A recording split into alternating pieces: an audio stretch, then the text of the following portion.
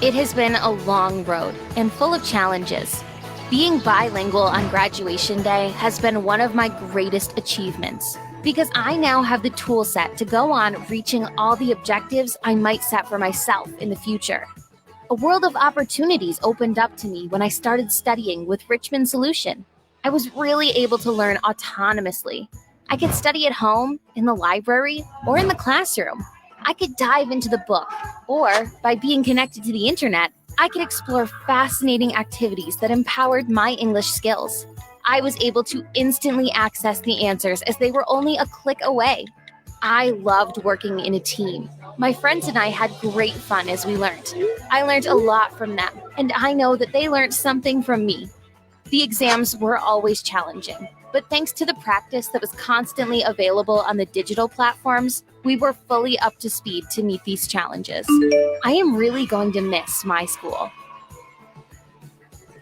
Richmond Solution helped us hugely to transform the English program in our school. We have now got the best tools to guarantee the best learning. Let me show you. Part of the process gives us access to a coach who builds our confidence, as well as training courses to better our abilities and to continue our improvement. Yes, good teachers are always keen to learn more. As we live in the cloud, as we say in this connected world, we have digital resources to improve our classes and which allow our students to learn from anywhere in the world, even quite literally in the clouds if they are on board an airplane. Through the Richmond Test Manager and Learning Analytics, we have a variety of possibilities to test, validate, and monitor students' progress. It is amazing to be able to see how your students are learning and to have the evidence of their learning at your fingertips. This really does make us very happy indeed. Richmond Solution is a solution designed for you.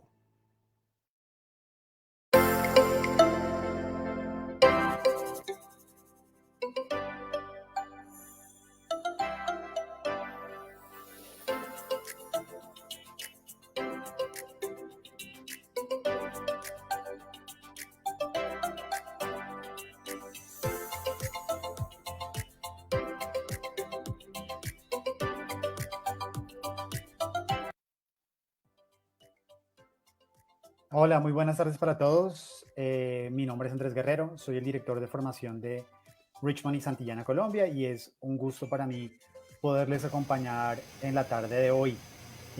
La tarde de hoy vamos a conversar sobre la enseñanza del inglés en la primera infancia. Hemos tenido un set de webinars muy robusto sobre diferentes temáticas de enseñanza del inglés enfocadas a los maestros y maestras, usuarios de Richmond y de sus diferentes programas, pero hoy quisimos enfocarnos en un elemento, en la base, ¿no? En un aspecto muy importante que es ese proceso de enseñanza del inglés con los más pequeños, que es donde empieza todo lo que nosotros hacemos como educadores.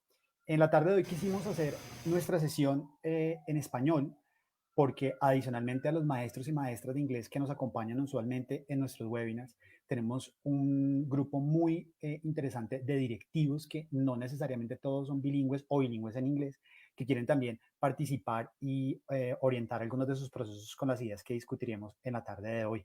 Así que esta sesión la haremos en español. Esperamos que estén muy activos en nuestro chat. Les cuento que en nuestro chat estará Andrea Ramírez. Andrea Ramírez es la jefe de formación de Richmond y estará allí muy atenta moderando sus preguntas y escalando esas preguntas para que se las pueda pasar y hacer a nuestra experta invitada.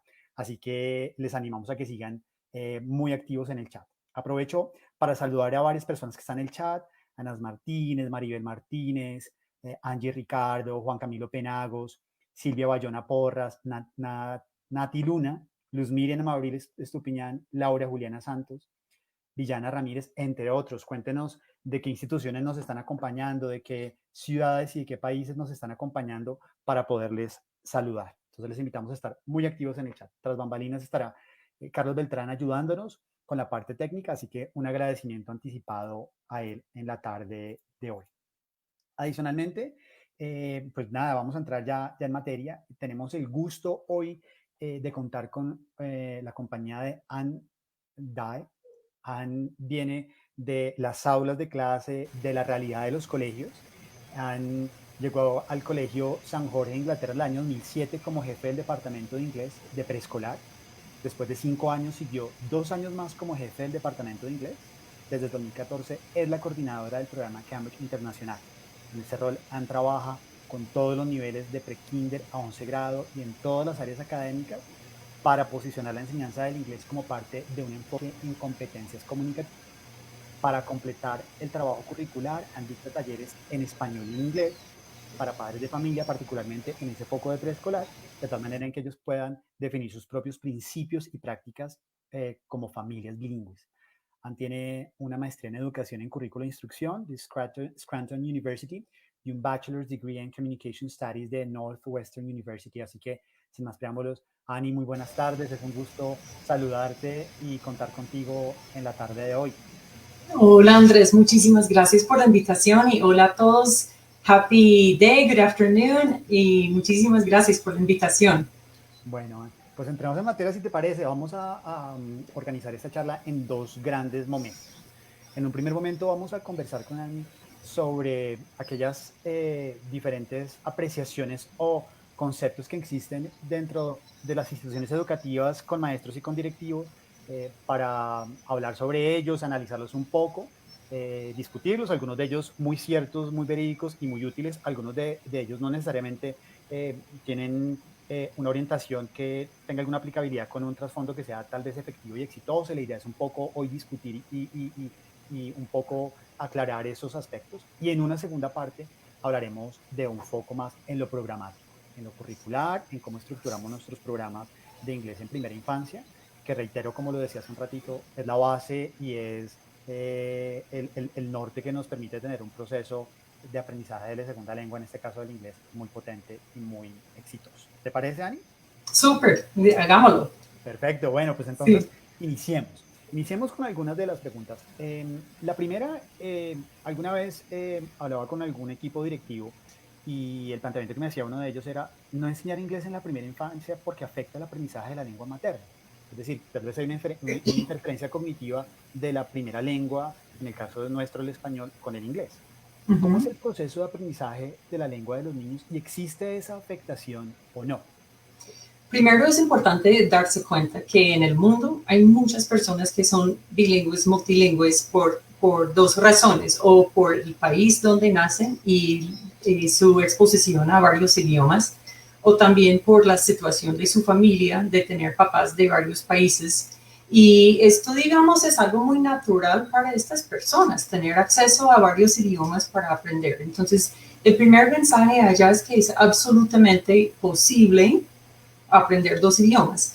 El ser humano nace con toda la estructura que necesita, la musculatura, el cerebro para poder aprender varios idiomas. Lo que pasa en la realidad es el sistema de retroalimentación, porque si un niño está formando ciertos sonidos y estos sonidos son conocidos a la mamá o el papá, esta persona, el papá, reconoce y aplaude estos sonidos y el niño entonces responde cada vez más con estos sonidos. Y el sonido que no tiene eco con la familia, después el niño no lo genera más.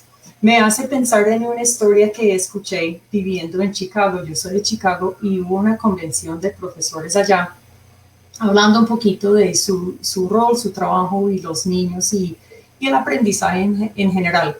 Cuando un profesor, una profesora de alemán levantó la mano y dijo, frustrado, estos niños no pueden aprender alemán. Y la persona manejando la reunión dijo, pues menos mal que no nacieron en Alemania.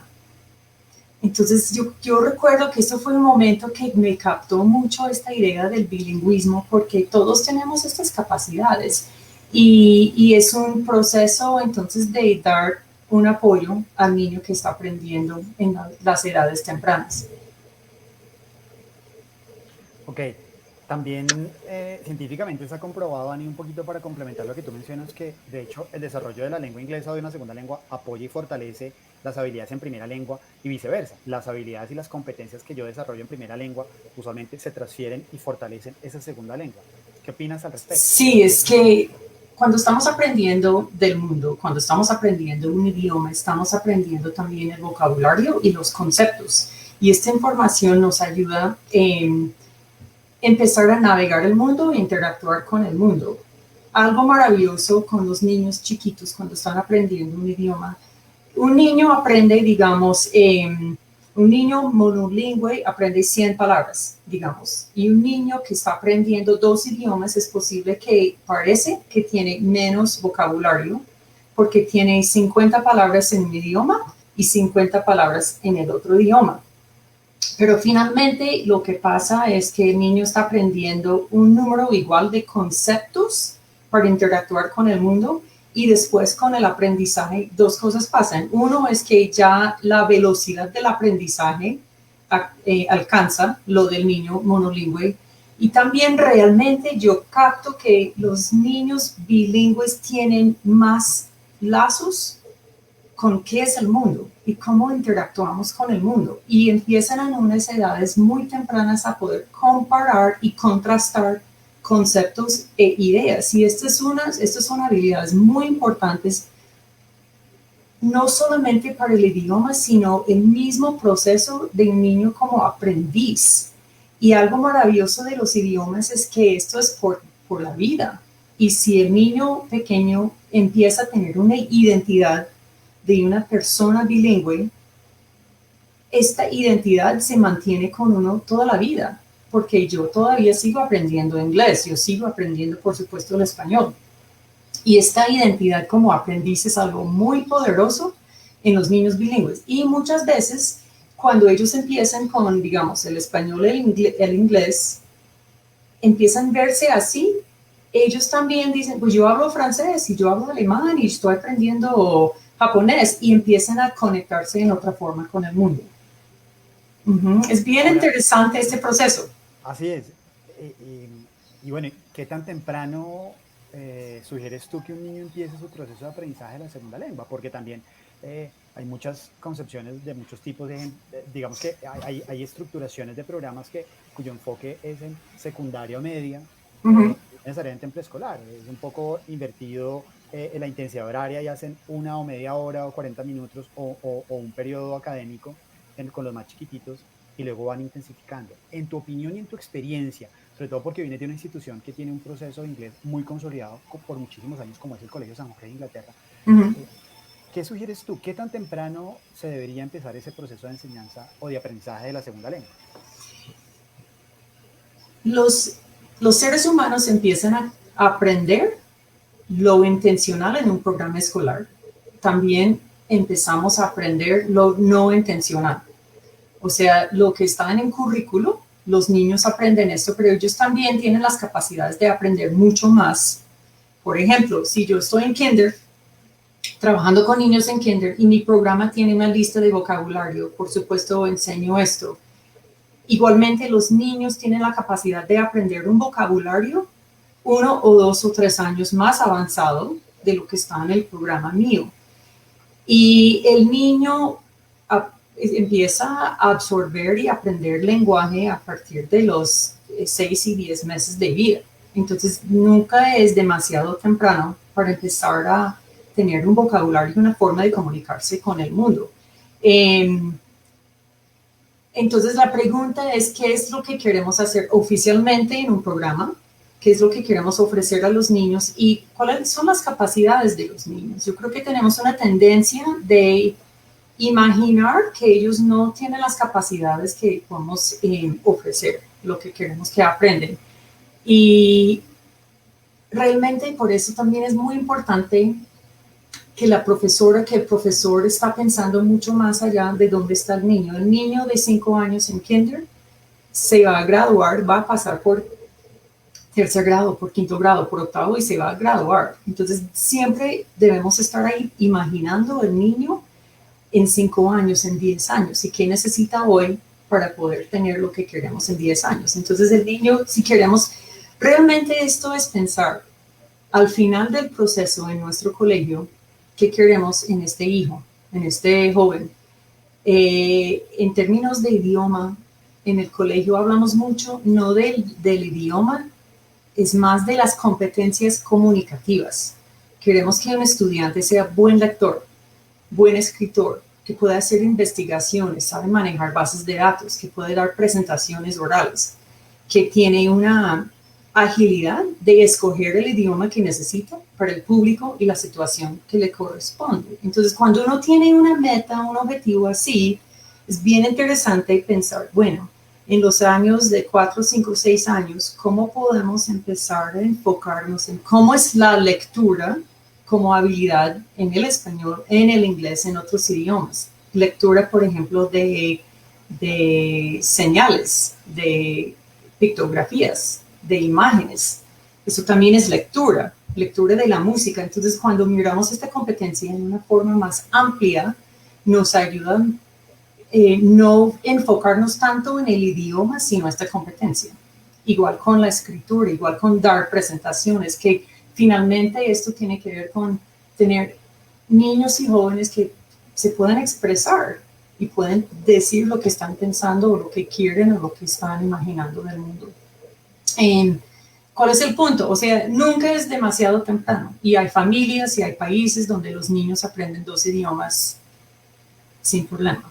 Creo que más, Andrés, es más que para los adultos nos importa el proceso de aprender otro lenguaje, otro idioma, y esta pena cuando uno comete un error es terrible y no queremos ver a los niños sufriendo con esta pena.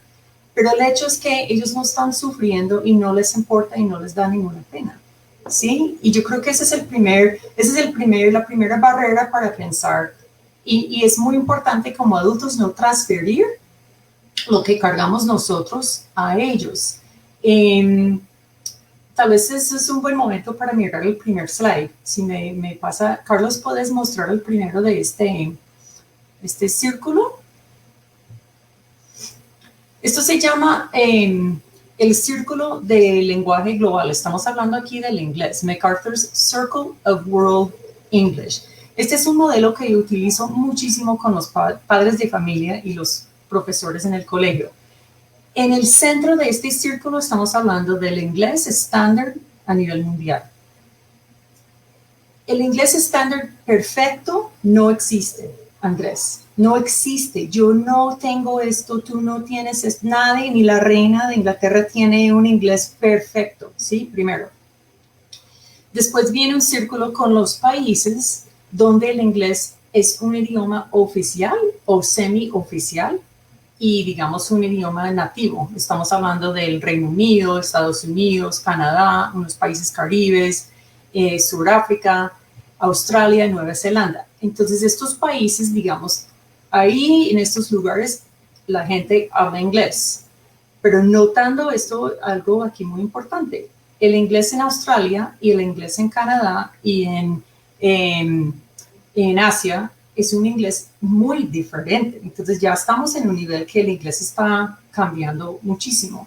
Y cuando vamos mucho más allá, estamos mirando aún más unas variaciones en el idioma. Entonces, Carlos, ¿me ayudas con el primer clic allá? Entonces, aquí esto me parece muy importante. No existe un inglés perfecto para nadie. Si yo hablo con mi hermana en inglés, es el primer idioma para las dos, les tengo la pregunta, ¿siempre ella me entiende? ¿Siempre yo la entiendo? No, no pasa ni en el primer idioma. Siempre estamos negociando lo que queremos decir y estamos confirmando en nuestra comunicación. Entonces, este mensaje es muy importante porque nos toca, primero que todo, ajustar unas expectativas de qué estamos enseñando y por qué estamos enseñando el inglés. Y no es para lograr un nivel de idioma perfecto porque ese no existe. Carlos, ¿me ayudas con el próximo clic? Esto también es muy interesante. El inglés ya hoy en día es de todos y de nadie. Yo no soy más dueña del inglés porque yo soy de Chicago versus todos ustedes con el nivel poco, mediano o mucho que somos todos dueños del inglés o nadie. Entonces, esto me parece muy lindo porque en todos los idiomas es una oportunidad para ser muy flexible y dinámico y vernos todos como aprendices por vida con los idiomas. ¿Y por qué no damos a los estudiantes más jóvenes la oportunidad ya de empezar a ver esto es, cómo es y cómo participamos en este aprendizaje? Y regresamos. Si el reto final es que los niños se gradúen con un nivel X de otro idioma, podemos comenzar ya cuando hay menos presiones también. Para los niños de 4, 5, 6 años, este no tiene que ser de mucha presión. Este es para jugar, para disfrutar, para compartir con los compañeros. Listo, el próximo clic ahí, Carlos. Inglés ya es parte de nuestras vidas. Por ciencias, por comunicaciones, por los medios, por Hollywood, etc. Inglés ya es parte de la vida en todo el mundo. Y la pregunta para cada uno, para cada institución, cada familia, es ¿hasta qué punto queremos participar en esto? Y aquí aprovecho para decir algo muy importante. Yo nunca he pensado que el inglés tiene que llegar al costo del español. Aquí pues hablamos en el colegio de una política de idioma, de lenguaje, y luego vamos a hablar un poquito más de esto, Andrés. Pero la idea, por ejemplo, en el colegio tenemos muy claro que español es el primer idioma, inglés es el segundo idioma, y tenemos francés como idioma extranjero. Y algo bonito de esto es, hasta en todas las comunicaciones, el español es primero, el inglés y el francés. Y regreso a la idea de las competencias comunicativas. Lo que queremos es formar seres humanos que son buenos lectores y que pueden participar en el mundo. Son buenos escritores, porque cualquier economista o biólogo, cualquier teoría maravillosa no tiene ningún valor si uno no puede compartir esta información por la escritura. Entonces estas son unas ideas para que uno dice, déjenme mirar esto con otro ojo. Tal vez no tiene que ser tan estresante pensar en esto, ni para los estudiantes, ni para los profesores, ni para las familias. Y yo sé que las familias también se estresan, porque todos estamos imaginando formar una generación que está hablando el inglés perfecto. Y ojo, el perfecto no existe. Yo creo que nos da un alivio, un espacio para tomar decisiones. Súper. Muchas ideas muy interesantes. Y recapitulo algunas de ellas un poquito para conectar con nuestra siguiente parte de la charla, y es un foco muy fuerte en la parte con el trabajo por competencias transversales que se apliquen en una lengua o en otra como un elemento fundamental. El inglés perfecto, obviamente, como tú lo mencionas, no existe, pero sí es un elemento o un medio para alcanzar otros objetivos durante el colegio y obviamente en la vida profesional de nuestros estudiantes. Hay que tomarlo con un poco más de tranquilidad, como un proceso natural que se puede aprender temprano, o sea, entre más temprano mejor, en primera lengua y en segunda lengua. Algunas de las ideas que has mencionado, entre muchas que han sido bastante potentes y muy, muy útiles. Voy a hacer una pequeña pausa para saludar a algunas de las personas que nos están acompañando. Eliana Mirena Aguirre, Merly de Rivas del Gimnasio Los Monjes, Talia Buendía de la Universidad de Córdoba, Julia Ariza del Colegio Maximiliano Kolbe, Julio César Ruiz Cuello, Gina Vanessa de la Universidad de Córdoba. De la Universidad de Córdoba tenemos un grupo de estudiantes de la universidad muy interesante de contar con su presencia. Y bueno, saludamos también a los demás participantes que nos acompañan en la tarde de hoy. Por favor, sigan saludándonos, preguntando en el chat. Andrea está en el chat muy atenta y muy pendiente a moderar la conversación y luego escalar las preguntas a Ani para que nos pueda orientar con sus ideas y su valiosa experiencia.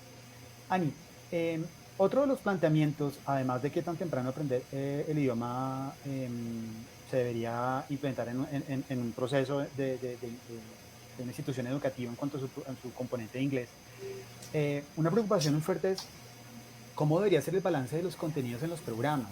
Hay algunas instituciones que ya tengan inglés intensivo o sean bilingües, ¿cómo deberían enfocar? ¿Debo ver lo mismo en inglés que en español? ¿El programa debe ser paralelo?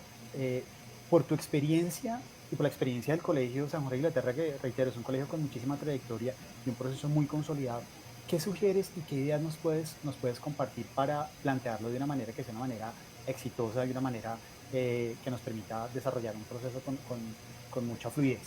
Ok, hay muchos modelos porque uno puede decidir que tiene un programa MITI, que hay ciertas, midiendo por horas. Por ejemplo, uno puede mirar que hasta hay materias mismas que son bilingües dentro de la clase mismo. Pero la idea es, yo creo que la idea es mirar primero dónde estamos, qué tenemos en este momento, ¿sí? Y yo puedo sugerir un Excel o un cuadrito que básicamente es mirando todos los niveles, pre-kinder, kinder, transición, etcétera, y todas las materias, inglés, español, matemáticas, historia, sociales, etcétera, y hacer una foto, tomar una foto de cuántas horas tenemos por ciclo, por semana, por mes, cómo miden las horas. ¿Qué tenemos en este momento? Y hay 4 categorías. Uno es clases de español, pongo español primero, clases de español como lenguaje, otras materias que enseñamos en español. Después, clases de inglés como materia del idioma, materias que enseñamos en inglés.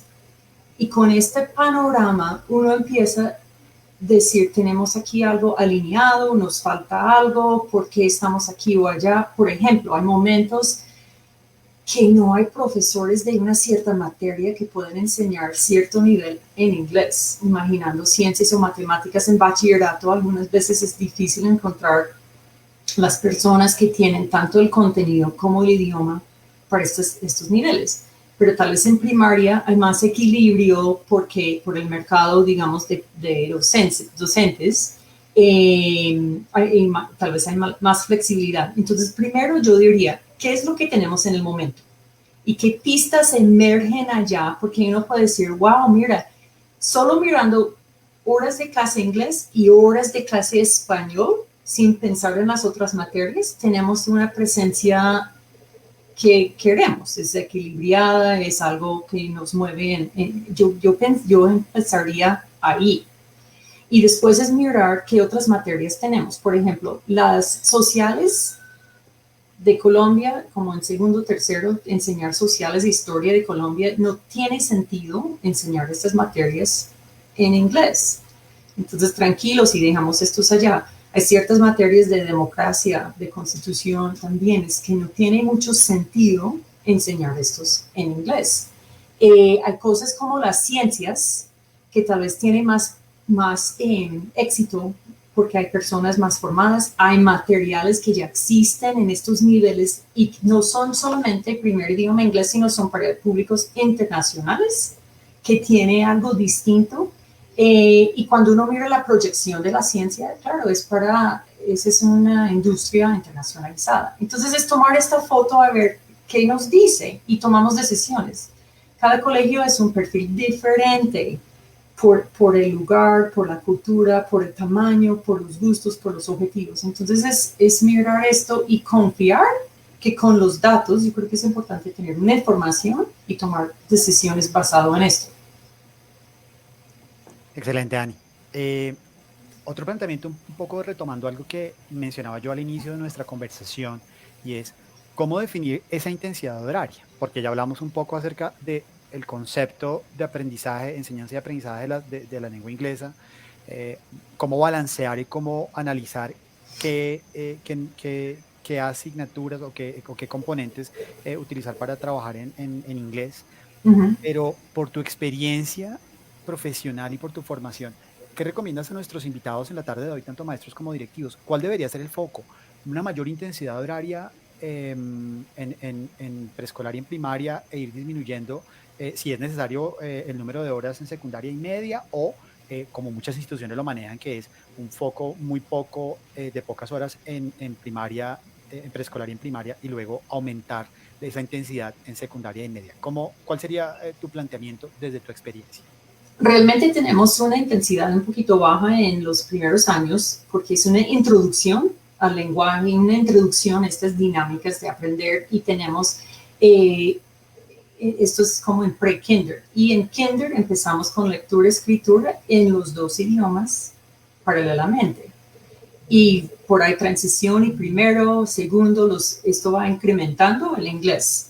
Ya primaria tiene un balance bastante fuerte de los 2 idiomas y los estudiantes están dentro de todo en los 2 idiomas, hablando de ciertas materias en inglés, ciencias y matemáticas por este lado, y sociales, historia un poquito es más el español, religión también en español. Y esto incrementa por ahí séptimo, octavo, empieza a cambiar de nuevo hacia el ICFES. Pero en estos momentos ya los estudiantes han hecho unos exámenes o evaluaciones para como validar su nivel de inglés, y también ellos mismos ya han logrado una edad para decir, claro, yo soy bilingüe, ese no es tema, ¿cuál idioma? Pues hagámoslo, no importa. Regreso al punto que a ellos no les importa. Entonces, insisto, no hay una fórmula mágica, Andrés, no hay un número mágico.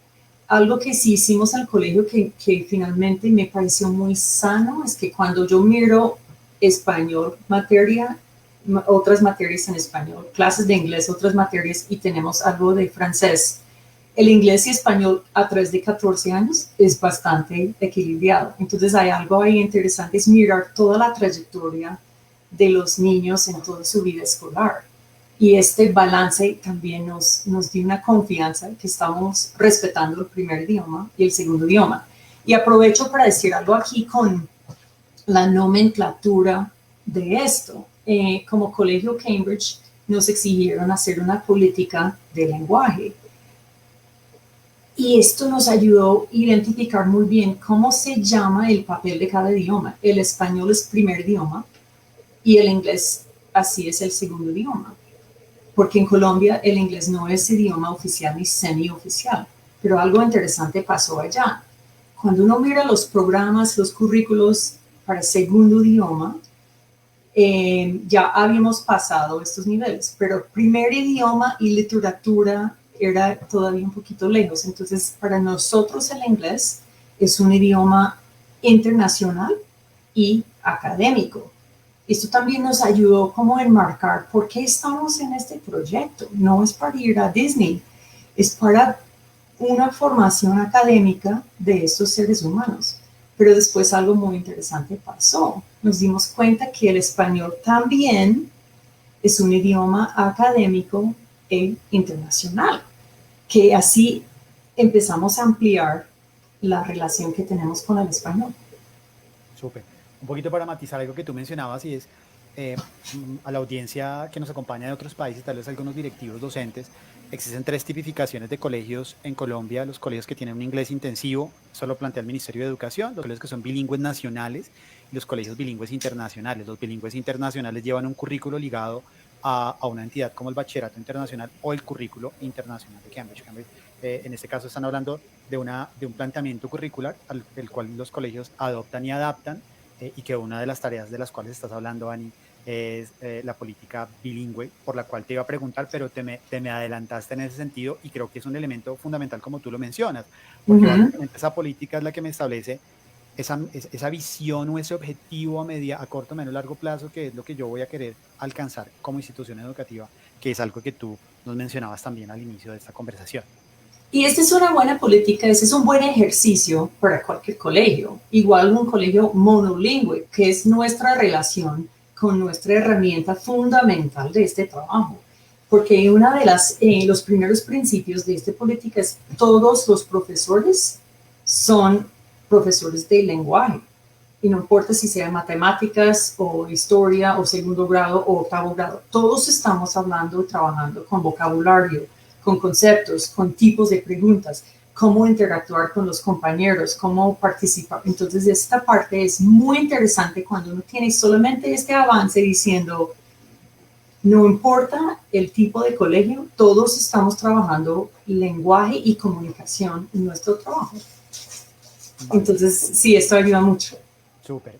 Yo voy conectando y voy de una vez conectando también con algunas preguntas que nos están haciendo algunos de nuestros participantes, y que Andrea me está escalando para comentarte a ti. Okay. Y hablabas de la política de bilingüismo. ¿Qué elementos se deben tener en cuenta para construir esa política de bilingüismo en una institución educativa? Sin tener en cuenta, o como tú mencionabas, o sin enfocarnos en algún tipo de colegio específico. Es decir, algunos elementos transversalmente que se puedan aplicar a cualquier institución educativa. Sí, lo más fácil es pensar en las preguntas: quién, qué, cómo, por qué, cuándo y dónde. O sea, ¿qué idiomas tenemos en este colegio? Y en este caso, en general, estamos hablando del español y el inglés. Listo. ¿Por qué tenemos estos idiomas? por este tipo de población, por los retos que tenemos hacia el futuro, porque queremos responder a ciertas necesidades en una sociedad. ¿Dónde estamos enseñando estos idiomas? Todo está en bachillerato o primaria, todo está solo en el departamento de inglés, todo está en ¿dónde? Entonces esto ayuda. ¿Quién? ¿Quién está enseñando qué? Entonces, por ejemplo, cuando empezamos con Cambridge me di cuenta que las personas del departamento de español o que enseñan solamente en español desasociaron del programa pensando eso es para inglés y para matemáticas y para ciencias, no nos impacta a nosotros.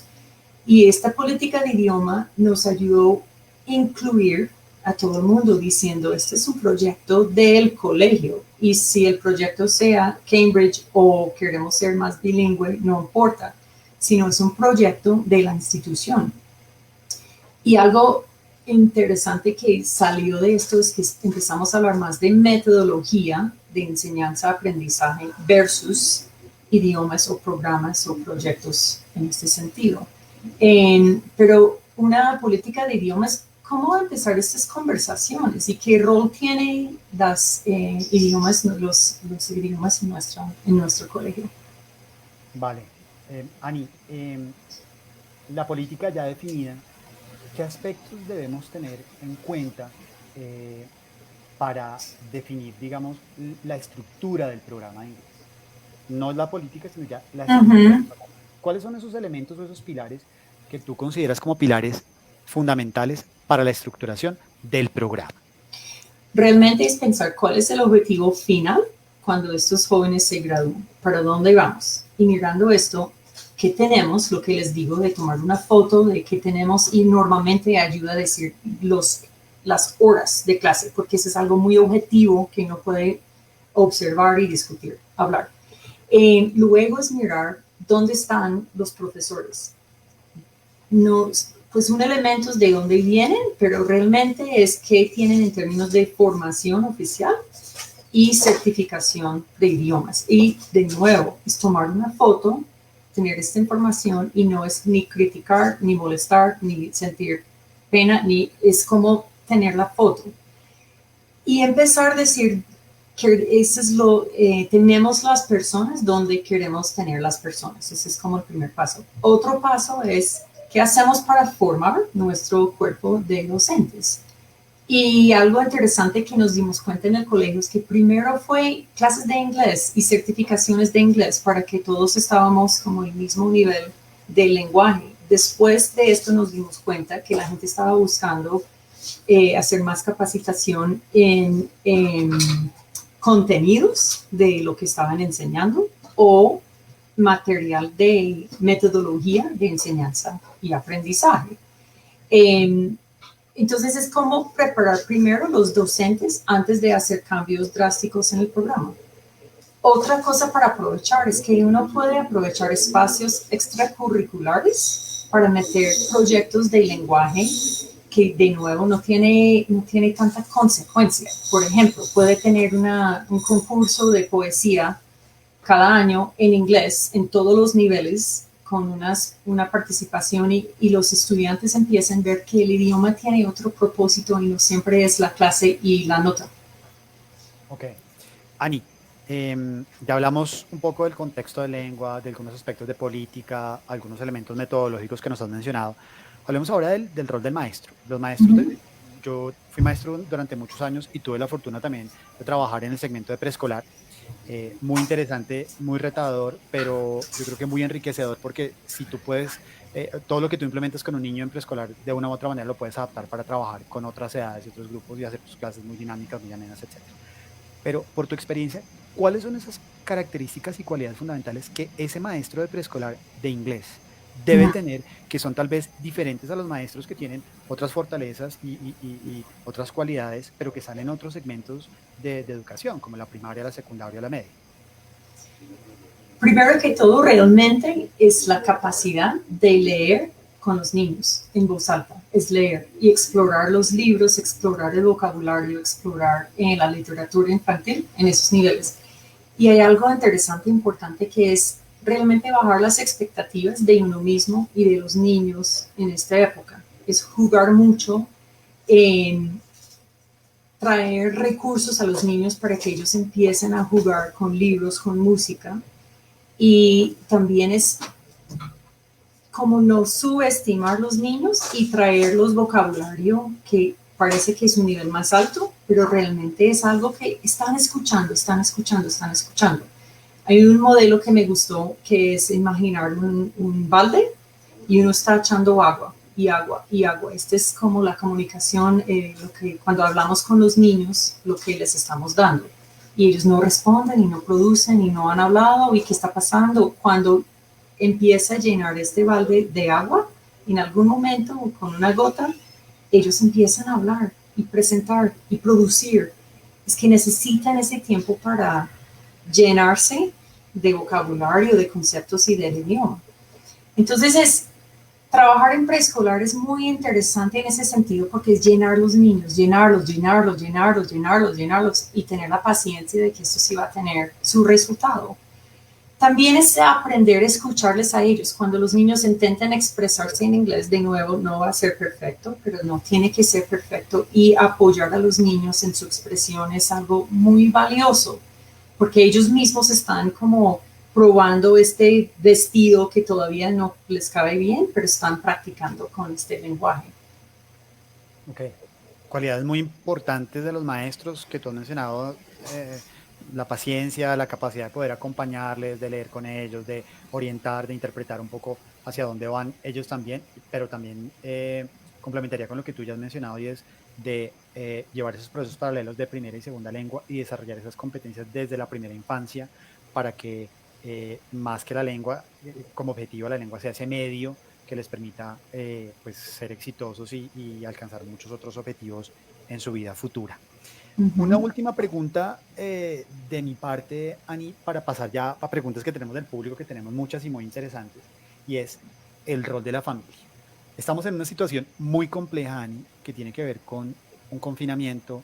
El foco en el preescolar ha sido tal vez el más afectado porque muchos padres han querido desescolarizar a los niños por la situación actual, pero los programas de inglés o el fortalecer los programas de inglés también se puede convertir en algo muy positivo para captar estudiantes nuevos en las instituciones educativas. En ese sentido, Dani, ¿cuál es el rol o cómo, por tu experiencia, cómo se debe manejar la relación del padre de familia frente a ese proceso de aprendizaje del inglés de los niños? Tenemos muchos perfiles de padres de familia, los entusiastas, los que quieren en realidad que sus hijos aprendan, los que tal vez son un poco más temerosos porque tal vez no son bilingües y no saben cómo ayudarles. Tenemos una pregunta en esa misma línea. ¿Cómo ayudar a esos padres que no necesariamente son bilingües, que tal vez son un poquito más temerosos, porque los entusiastas ya están ahí y ya tenemos eso por defecto? ¿Cómo ayudarlos a ellos o cómo involucrarlos para que hagan parte de ese proceso que los colegios seguramente van a empezar a potenciar en su preescolar como un elemento fundamental para captar estudiantes y repotenciar ese segmento de las instituciones educativas? Ok, primero es importante decir que no es necesario ser un papá o una mamá bilingüe. No es necesario. Y regreso al punto de que podemos confiar a los niños, confiar a los profesores y a los colegios que el proceso está pasando en el colegio. Uno, el profesor, la mamá, el papá no tiene que enseñar inglés. Los papás tenemos un rol más de ser arquitectas o diseñadores o ingenieros de la vida familiar. Y lo que quiero decir con esto es que podemos diseñar acceso a ciertas cosas que los niños necesitan. Por ejemplo, yo no soy violinista. Tengo una hija que quería tocar violín. Yo tengo muy claro que no era necesario tocar violín, pero también tenía claro que era necesario comprar violín, subir al carro para ir a la clase, esperar en la clase y comprar partituras, ¿sí? No necesito tener todas las capacidades, pero yo soy como la llave, la puerta para que mi hijo pueda tener esto. Entonces, para las familias bilingües, yo tengo dos trucos muy sencillos y maravillosos, que uno es el libro y dos es la música. Para los papás, si no hablamos dos idiomas, es posible buscar literatura, buscar libros en otros idiomas y tenemos acceso a la música sin fin. Y estas son maneras también de disfrutar el lenguaje y estos gustos con nuestros hijos. Y eso es algo también, quiero insistir, que no tiene que ser de mucha presión. Y el punto no es que tenemos las notas más altas, es que nos estamos conociendo y expandiendo nuestra relación con este mundo. Tener 2 idiomas nos da otros lazos en el mundo con otras personas y proyectos y lugares. Y finalmente es esto. Y una mamá monolingüe puede tener estas conversaciones con su hijo bilingüe de los lugares del mundo y qué te gusta y qué estás leyendo en inglés y cuéntame y necesitas que te ayude a buscar otro libro en inglés porque estás leyendo tal autor. Entonces esto es como acompañar y no ser la profesora con nuestros hijos, y yo creo que esto es un modelo muy exitoso. También es importante que los papás no suban a la idea de que pues mi hijo es bilingüe y yo no soy bilingüe, el hijo es maravilloso y yo no. No, todos tenemos el nivel de todo y compartimos en estas vidas, en nuestras familias. Entonces esto ha sido una manera de hablar esto con los papás. Otra estrategia que tú planteaste en algún momento en una conversación previa a este webinar, me mencionaste algo que me pareció súper interesante y que muchas instituciones educativas hacen, y es hacer talleres para padres de familia y un poco orientarles en cómo acompañar esos procesos de los cuales tú estás hablando, cómo enseñarles a orientar esos procesos, a un poquito a bajar esos niveles de estrés que se dan en muchos casos porque no necesariamente son bilingües, pero que tú decías, orientarles para que tengan el acceso correcto a los recursos correctos para potenciar esas habilidades del inglés. Y yo creo que es como relacionarnos con otras materias. O sea, llega un punto que yo no voy a ayudar a mi hija con las tareas ni en matemáticas, ni inglés, ni historia, porque ella ya tiene una cierta edad y ese es su rol y yo tengo el rol mío y mi trabajo también. O sea, los papás nos toca empezar a dar lo que necesitan los hijos y no más, y dejar a los niños hacer lo que necesitan. Por ejemplo, un problema que seguimos hablando en el colegio claramente es que los papás no deben hacer las tareas, porque así los profes no sabemos las capacidades de los niños. Entonces es igual con el idioma, el papá no tiene que manejar el lenguaje necesariamente, aunque es importante que el papá, la mamá esté abierto y dice, uy, yo también sigo aprendiendo, tal vez no tan rápido, pero yo sigo en el proceso mío. Y los papás son divinos. Un papá que me dice, pues yo voy a ir a Nueva York, tengo que dar una presentación en inglés, puedo decir a mi hijo que voy a trabajar en inglés. Por supuesto, y es bien interesante tener esas conversaciones con nuestros hijos diciendo que yo tengo una presentación, estoy nerviosa, voy a ver, me preparé y regreso del viaje para decir a mi hijo, lo hice, pude hacer una presentación en un segundo idioma, seguramente tú lo puedes hacer también y seguimos creciendo como familia bilingüe. Yo creo que regreso a la idea de que esa es parte de la identidad de cada uno. La identidad de ser músico, de ser le gusta viajar, de ser cocinero y de tener estos idiomas como parte de su perfil. Súper, muy interesante, Ani. Pues pasemos ahora, si te parece, a las preguntas de nuestra audiencia. Tenemos muchas preguntas, ojalá alcancemos a cubrir muchas de ellas. Paola Ave pregunta algo que me pareció muy interesante. ¿Se les debe hablar 100% en inglés a los niños en preescolar? Así esto les pueda producir frustración y temor al no entender, que tal vez es un proceso inicial, así como pasa con nuestros niños pequeños, con nuestros hijos, y seguramente al principio no entienden, pero nosotros seguimos hablando. ¿Cuál es tu experiencia? Cuéntanos un poco al respecto, ¿qué opinas frente a esa pregunta? ¿Qué le podemos responder a Paola Ave? Excelente la pregunta. Claro, la idea es poder hablar lo más posible con los niños, pero en los espacios definidos. El pre-kinder nuestro son realmente casi las únicas profesores que sí son bilingües y manejan un día una parte en inglés y una parte en español. Y los niños empiezan a anticipar que cierta hora es la clase de inglés, el resto de la parte académica está en español, pero hay momentos, por ejemplo, caminando a la biblioteca, el espacio en la biblioteca que también está en inglés. Entonces los niños, lo que funciona con preescolar es que ellos necesitan tener un esquema que ellos mismos pueden confiar.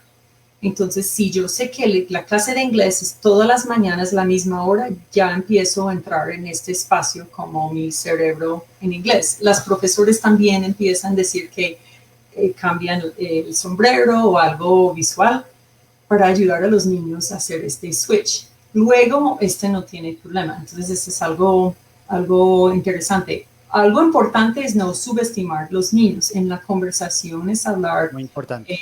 Sí, hablar normalmente, usar vocabulario que normalmente no escucharían. Y esto es valioso, es importante saber, por ejemplo, que en general un niño puede escuchar un cuento leído 2 niveles más alto de lo que puede leer solito. Y por eso leer los libros es tan importante, porque es estar expuesto a un vocabulario que no existe en la conversación normal.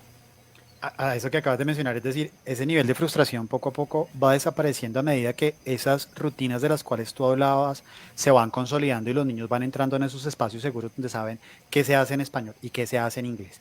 Sí, perdón, Dani, adelante. Las mismas rutinas, o sea, cada mañana es hablar del clima, hablar de la agenda del día, hablar de algo de la familia y empezar a manejar un vocabulario mucha repetición de ese vocabulario. Muy bien, una pregunta muy interesante que yo también he visto por experiencia con las instituciones educativas, la hace Wendy Joana Bellido de Río. Wendy pregunta lo siguiente, y ¿es significativo enseñar inglés a partir de la gramática y siguiendo pautas de un currículo en primera infancia? ¿Tú qué opinas fundamentalmente de la enseñanza gramatical enfocada en esos grados de primera infancia? Pues si uno piensa en la forma de aprender el primer idioma, tampoco es por un modelo gramático. Entonces, la idea, y regreso a la lectura, regreso a la idea de jugar. Es importante jugar, disfrutar el lenguaje y conocer personajes en los libros para que eso sea algo muy agradable. Yo creo que hay una generación o más aquí en Colombia de personas que sus propias experiencias aprendiendo inglés fue tan frustrante que no quieren transmitir esto a una nueva generación. La idea de disfrutar y que el mismo profesor está mostrando que para él esto, para ella esto es muy divertido, esto es muy rico. Y los cuentos realmente son la manera de llegar a esto, y los juegos. La gramática tiene su momento luego. Sí, que es muy importante, es decir, si tiene ese momento, no en ese momento de primera infancia. Hay que dejar que las cosas fluyan en su debido momento. Sí. Nos preguntan también Alexa Arboleda Soto, ¿cuál es la mejor manera, o más bien, cuál sería el rol de la fonética en la enseñanza del inglés en primera infancia? ¿Qué tan importante es ese rol de la fonética? Porque tú nos has planteado elementos muy importantes. Una política bien diseñada, una metodología muy clara también, unos objetivos muy definidos, un rol de maestro también muy claro. Y elementos fundamentales como es tratar de tener una naturalidad en esa segunda lengua como la tenemos en la primera lengua para que el proceso sea el mismo o muy parecido en español y en inglés. Pero un componente que usualmente muchas instituciones se enfocan en primera infancia fundamentalmente es la fonética, sobre todo en el inglés. Uh-huh. ¿Cuál es tu opinión al respecto? ¿Cómo lo manejan ustedes? ¿Qué ha probado ser exitoso en el caso del Colegio San Jorge? Sí, la fonética tiene sus momentos de tendencia y de fama, y en general es una buena manera de empezar a ayudar a los estudiantes a asociar un sonido con una letra y una formación de la letra, y algo es el componente, por supuesto, más pequeño de la letra y del idioma. Entonces, esto ayuda mucho porque están construyendo los ladrillos más básicos de poder formar ya las palabras y las frases. Pero la idea es incluirlo como parte de, siempre tener algo macro, algo micro, algo divertido, algo más estructurado y tener ese balance. Otra pregunta que nos están haciendo aquí en el chat tiene que ver con el nivel de lengua de los maestros. ¿Cuál debería ser el nivel de lengua de los maestros que están en preescolar? Esa es un análisis y una reflexión que hacen muchos los directivos cuando están empezando a organizar la carga académica de los maestros de cara al año siguiente. Debería ser los maestros que tienen las competencias lingüísticas a cierto nivel intermedio o intermedio bajo, o los maestros que tengan los niveles de inglés más altos para tener un buen input a los estudiantes. en tu opinión, ¿cómo se debería enfocar esas competencias lingüísticas de los maestros en esa primera infancia? Si ustedes están familiarizados con el sistema del marco común europeo, que tiene el A1, A2, B1, B2, C1, C2. Normalmente, el estándar o el nivel para mirar es el B2 para los profesores. ¿Pero por qué? Yo creo que hay varias razones. Uno es la misma enseñanza y trabajo en el aula con los niños. Otra razón es para poder elaborar su trabajo como docente también en inglés, trabajar su plan de estudios, mirar los textos, entender los libros, entender recursos que están para estos profesores y estos programas.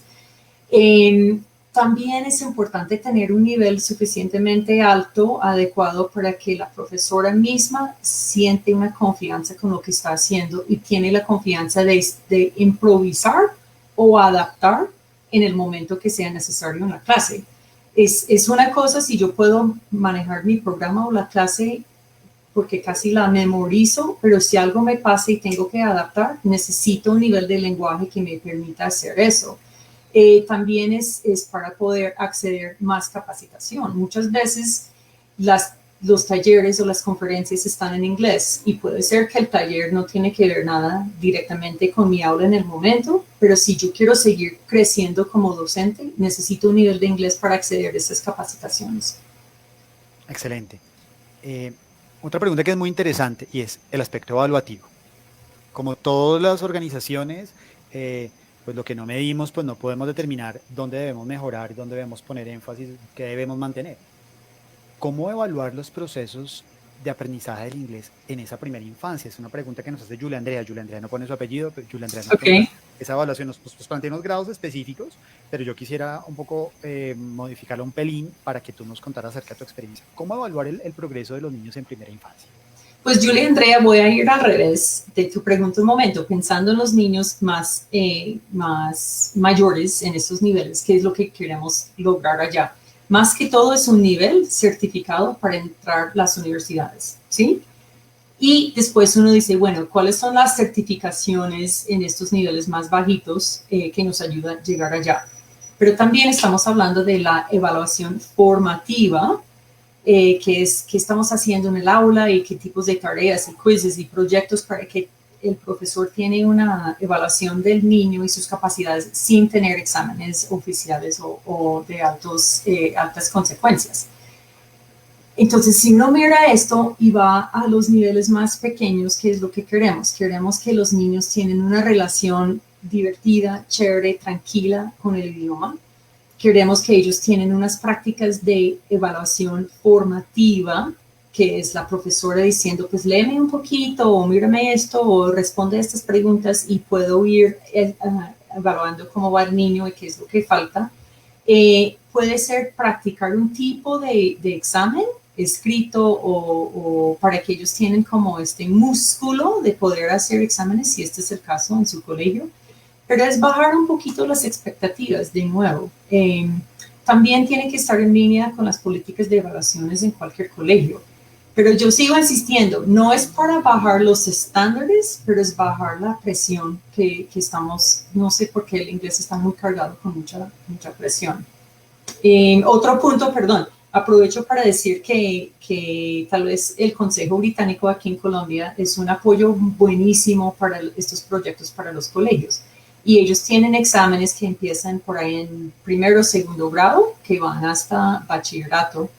Y uno puede mirar, por ejemplo, en nuestro colegio llevamos muchos años con unos exámenes y empezamos a bajar el nivel. Hay un examen que se llama el KEY, que muchos años lo teníamos por ahí en el quinto grado y llegamos a un momento que decidimos bajar esto a cuarto, después de muchos años.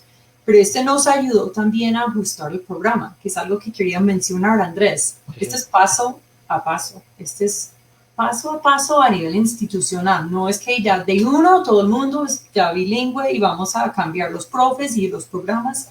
No, regreso a este punto de cuál es la foto en este momento, de los recursos que tenemos, el horario que tenemos, los proyectos que tenemos y para dónde queremos y dónde podemos hacer un ajuste este año a ver cómo vamos. Muy bien. Ani, pues te comento y le comento a todos los asistentes que Richmond tiene un programa que se llama Richmond Solution for Schools, que tiene muchos de los elementos que tú has planteado y que yo mostrábamos un videito al inicio, básicamente con qué pueden contar allí, con toda la asesoría para la construcción de todo su programa según las necesidades de cada institución. Trabajamos muy como a la medida de las instituciones educativas, programas y contenidos que son de altísimo nivel, pero sobre todo también elementos, como tú mencionas, evaluativos, con herramientas que nos permiten poder hacer un seguimiento formativo, pero también un poco más formal cuando se requiera, y también apoyo de certificaciones internacionales con muchos aliados, sí, entre ellos el British Council o International House, para que las personas que estén interesados en conocer un poco más al respecto nos cuenten a través del chat, y Andrea Ramírez, nuestra jefe de formación de Richmond, les podrá tomar sus datos y luego los contactaremos para que les podamos orientar, acompañar y asesorar. Este es un apoyo valiosísimo, perdón, porque ustedes tienen conocimiento de información más allá y con esta información los colegios pueden tomar decisiones que son acertadas.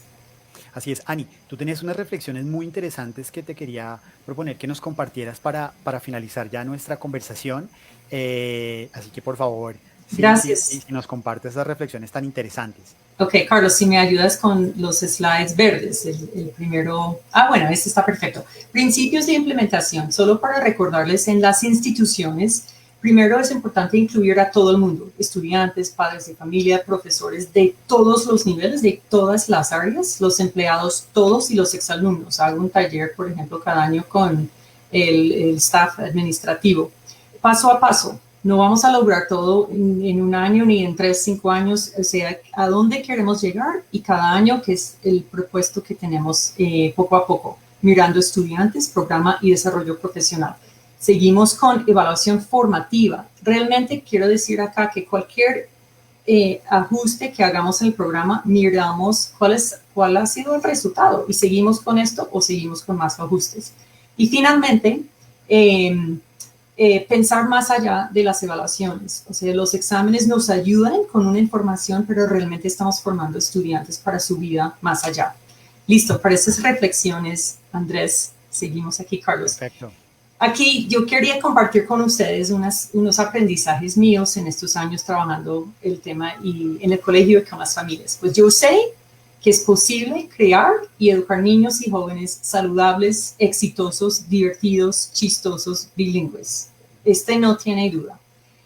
Yo creo que estas generaciones de niños y jóvenes van a tener unos desafíos siendo embajadores entre las culturas del mundo. Colombia está en la posición de esto. Igual creo que son increíblemente innovadores estos jóvenes, participativos y auténticos en sus formas de ser. Necesitan idiomas, necesitan lenguaje, necesitan vocabulario para lograr lo que ellos están imaginando en ese mundo. Yo he aprendido que yo puedo confiar en los niños y jóvenes, escucharlos y crearlos. Ellos están muy capaces. Yo he aprendido que los padres de familia son muy capaces y pueden ajustarse a una vida familiar que incluye algún grado de bilingüismo activo, solamente, digamos, incrementando la música de otros países que escuchamos en nuestro hogar. Yo espero que los niños y jóvenes de Colombia, quienes son tan maravillosos, inteligentes y innovadores, tengan muchos idiomas y formas de comunicación para poder compartir con el resto del mundo lo que ellos sí entienden de ellos mismos, de la vida y de nuestro planeta tan frágil y hermoso.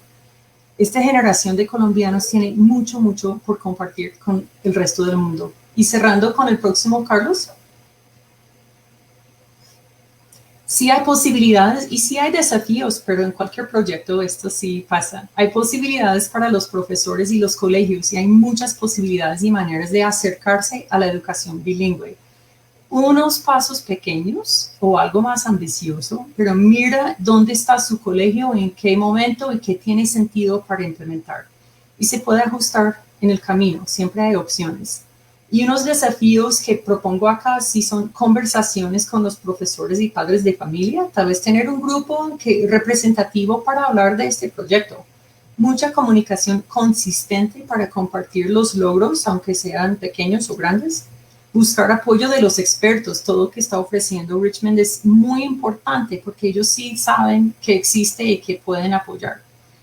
necesita tiempo para implementar nuevas ideas y yo siempre pienso que por lo menos 3 años, un año para introducir un cambio, otro año para implementar y otro año para integrar y validar. Y siempre mantener una visión de largo plazo para nuestros hijos. Ani, qué reflexiones tan interesantes. Muchísimas gracias por acompañarnos en la tarde de hoy. Los datos de Ani quedan en la diapositiva que están viendo. Para nosotros era muy importante tener esta conversación contigo porque siempre queremos verlo desde la experiencia y desde una experiencia exitosa, como el Colegio San Jorge de Inglaterra, que ha sido un colegio con tantos años de trayectoria, también posicionado con un programa de inglés tan consolidado, que seguramente todas esas ideas que nos has compartido las podremos aplicar en nuestras prácticas pedagógicas y en nuestras instituciones educativas. Así que muchísimas gracias, Ani. Andrés, muchísimas gracias. Carlos, muchas gracias. Y a todos ustedes, muchas gracias. Me pueden escribir y mucho ánimo, mucha suerte porque ese es un proyecto lindísimo. Muchísimas gracias, Ani. Y de mi parte, pues también agradecerle a todos los asistentes por su participación tan activa en el chat. Andrea Ramírez, la jefe de formación de Richmond, que estuvo moderando, a Carlos también. Y último mensaje, como lo decía Ani, estamos para ayudarles.